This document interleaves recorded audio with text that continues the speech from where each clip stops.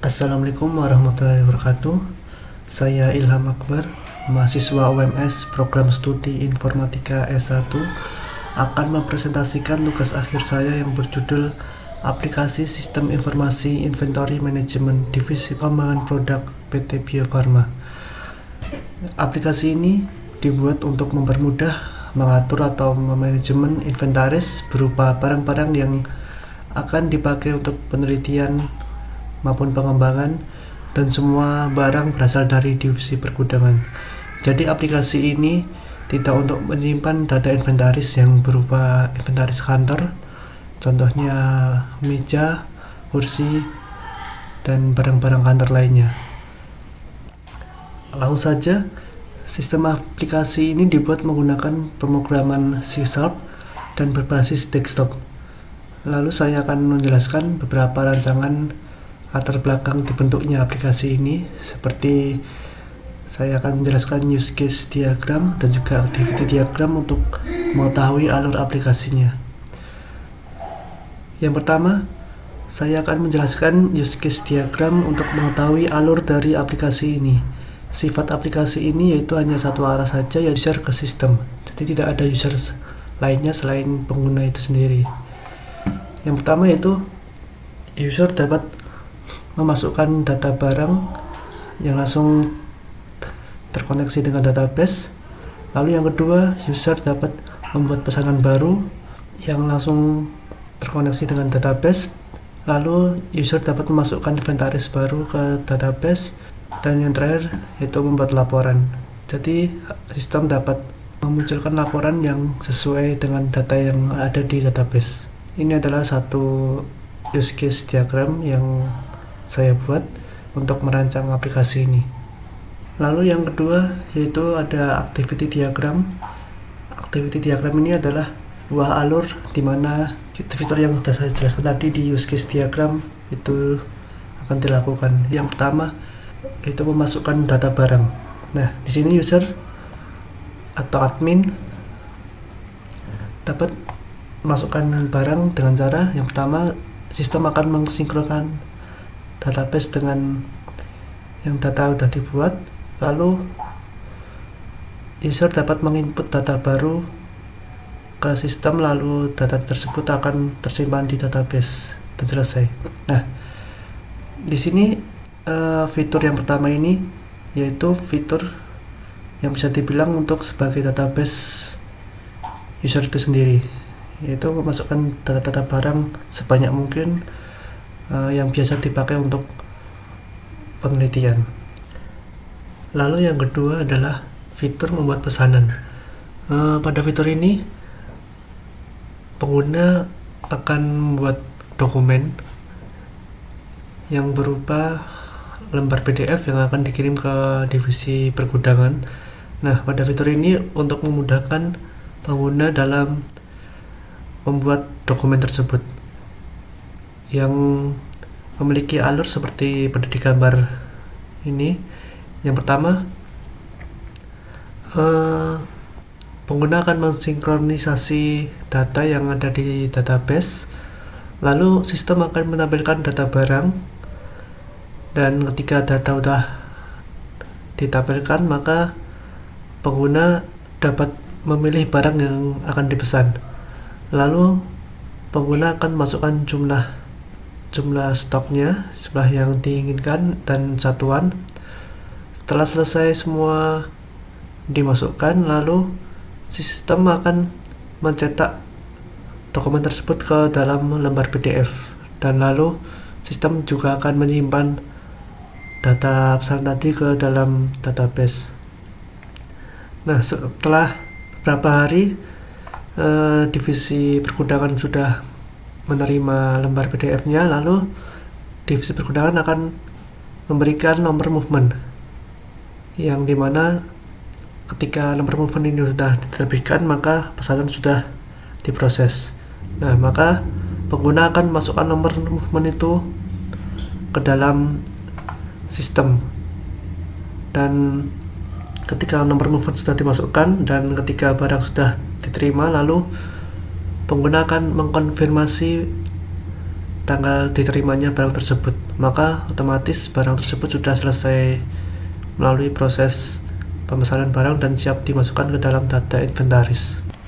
Lalu yang ketiga adalah fitur memasukkan inventaris baru. Fitur ini dapat digunakan ketika barang yang sudah selesai dipesan lalu dimasukkan ke dalam fitur data inventaris. Nah, pada fitur ini memiliki beberapa proses.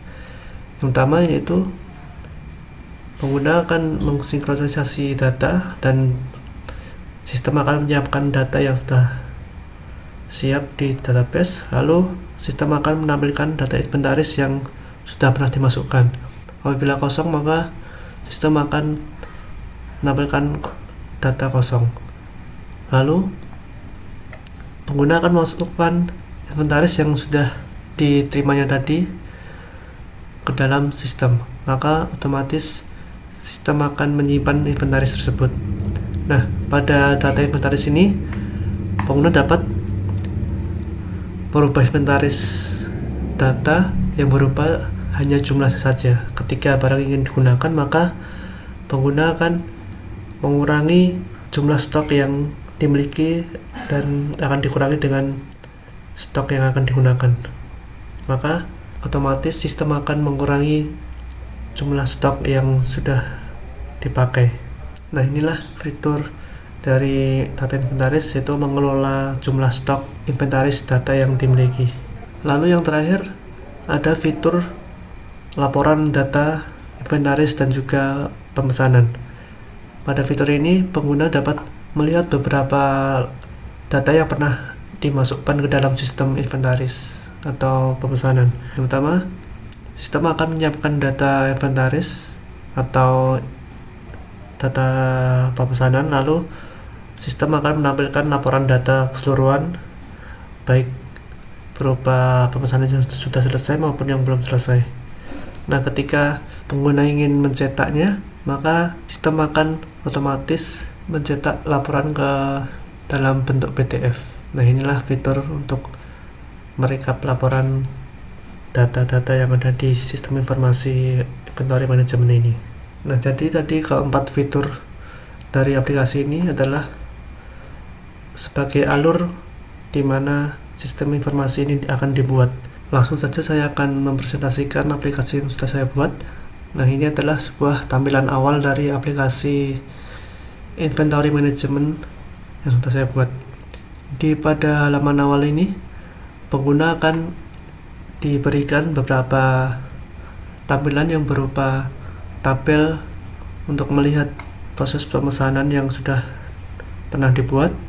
Lalu di kiri atas ada sebuah logo inventory management dan juga di bawahnya 3 fitur shortcut yang akan memudahkan pengguna untuk masuk ke dalam fitur-fiturnya. Lalu di bagian atas terdapat indikator angka yang menunjukkan jumlah data inventaris maupun data yang siap dipesan, data barang yang sudah saya sampaikan tadi. Langsung saja ke fitur yang pertama, yaitu data barang. Pengguna dapat masuk ke dalam fitur data barang melalui menu bar yang ada di atas maupun di shortcut. Saya akan menggunakan bagian menu bar. Pengguna akan memilih file data baru. Maka aplikasi akan menampilkan halaman untuk menambah daftar barang baru. Langsung saja pengguna langsung mengklik data baru. Nah, maka aplikasi akan memunculkan tampilan untuk form masukkan data. Di sini ada 4 buah form. Yang pertama kode barang, nama barang, deskripsi, dan juga gambar. Aplikasi sudah membuat otomatis ke dalam kode barang sehingga pengguna hanya dapat masukkan nama, deskripsi, dan juga gambar.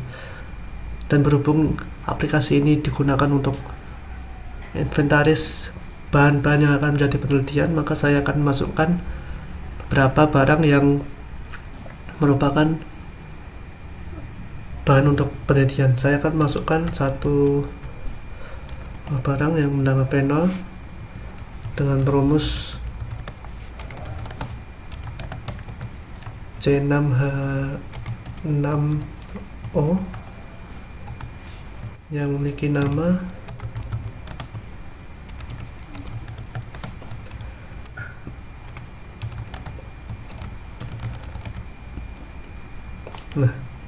lalu saya akan masukkan gambarnya. Pada gambar ini pengguna dapat masukkan 3 jenis format gambar yang berupa PNG, JPEG, dan juga JPG. Saya akan masukkan format JPG, maka data berhasil disimpan dan otomatis sistem akan menampilkan data barang tersebut. Nah, cukup simpel untuk masukkan daftar barang ini karena ini sebuah database untuk user, jadi dapat masukkan sebanyak-banyaknya. Dan pada fitur ini sistem hanya dapat melakukan reading data maupun update data, otomatis data tersebut dapat dihapus. Lalu yang kedua, fitur kedua adalah pemesanan barang. Pengguna dapat masuk ke dalam fiturnya melalui menu bar file, lalu pilih pesanan. Maka sistem akan memunculkan halaman untuk memesan barang. Di sini terdapat 2 fitur. Yang pertama adalah pesan baru dan juga dalam proses. Nah, untuk pengguna membuat dokumen baru, maka pengguna dapat memilih pesan baru. Nah, setelah diklik, maka sistem akan menampilkan sebuah halaman beberapa form untuk mengisi dokumen yang akan dibuat.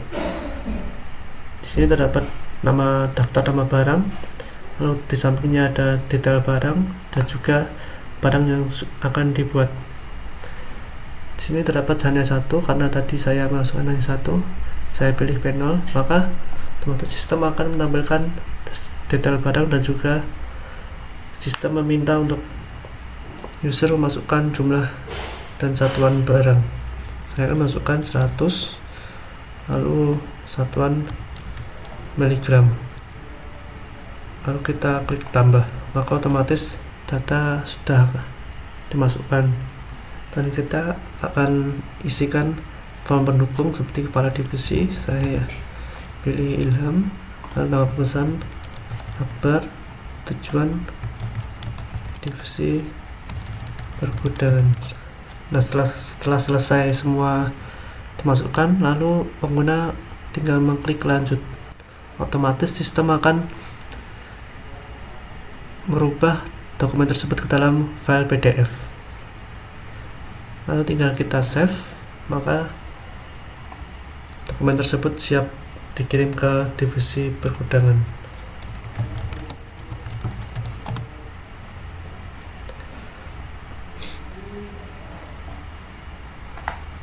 Selanjutnya, ketika barang sudah selesai dipesan, pengguna dapat melihat ke dalam fitur dalam proses. Nah, di sini sistem akan menampilkan tabel barang yang masih dalam proses. Seperti kita lihat di sini tanggal datang dan juga kode movement belum ada karena divisi pergudangan belum mengirimkan kode movement. Namun ketika divisi pergudangan sudah mengirimkan kode movement, maka pengguna tinggal masukkan kode tersebut ke dalam form yang telah dimunculkan di tombol perbarui. Nah, di sini pengguna dapat memasukkan kode movement, anggap saja ini, lalu kita simpan, maka kode movement tersebut sudah bisa dimasukkan. Nah, dan ketika barang tersebut sudah datang, maka pengguna mengupdate lagi proses pemesanannya dan tanggalnya akan menunjukkan tanggal kapan barang tersebut datang. Ketika sudah datang, pengguna hanya langsung mengklik selesai. Otomatis data tersebut sudah selesai dipesan dan siap dimasukkan ke dalam inventaris.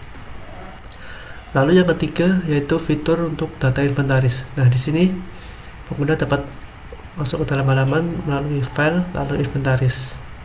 Pada halaman ini, pengguna dapat masukkan inventaris baru dengan cara klik tambah yang terdapat pada kanan atas, lalu memilih barang yang sudah berhasil selesai dalam pemesanan tadi. Nah, di sini pengguna tinggal memilih barang yang sudah siap dimasukkan ke dalam data inventaris. Maka otomatis sistem akan membuat kode-kode otomatis seperti kode inventaris, kode lot, kode internal, tanggal datang, maupun stok dan satuan yang sudah dimasukkan tadi. Nah, di sini kode lot berfungsi untuk sebagai indikator barang tersebut sudah pernah dimasukkan atau belum. Apabila barang tersebut belum pernah dimasukkan, maka kode lot akan menunjukkan angka 001. Yang pertama, ini adalah kode pertama pada barang tersebut. Dan apabila kode ini sudah pernah dimasukkan, maka kode lot akan menunjukkan kode yang selanjutnya ketika 02 maupun seterusnya. Tinggal klik simpan, otomatis data tersebut sudah masuk ke dalam sistem. Nah, pada data inventaris ini pengguna dapat memperbarui jumlah stok apabila ingin dipakai. Nah, maka pengguna hanya tinggal masukkan jumlah stok yang ingin dipakai, misal 10, maka sistem akan mengurangi secara otomatis jumlah yang tersisa, jumlah yang bisa dipakai. Dan apabila ingin dipakai lagi, maka pengguna tinggal masukkan jumlah pakainya saja, lalu simpan, dan otomatis data tersebut terupdate sendiri. Nah, lalu fitur yang keempat adalah melihat laporan data. Pada sistem ini, pengguna dapat melihat laporan data inventaris maupun data pemesanan. Nah, ketika pengguna sudah melihat seluruh data laporan pemesanan dan ingin mencetak dokumen tersebut ke dalam PDF, maka pengguna tinggal mengekspor ke PDF. Nah, maka otomatis sistem akan menampilkan data tersebut ke dalam file PDF. Cukup simpel, dan apabila sudah selesai, pengguna dapat melihat panduan-panduan yang berada di menu bar, seperti menu bar panduan. Di sini terdapat banyak sekali panduan-panduan untuk menggunakan aplikasi ini. Jadi pengguna tidak akan dibuat kebingungan untuk menggunakan aplikasi ini.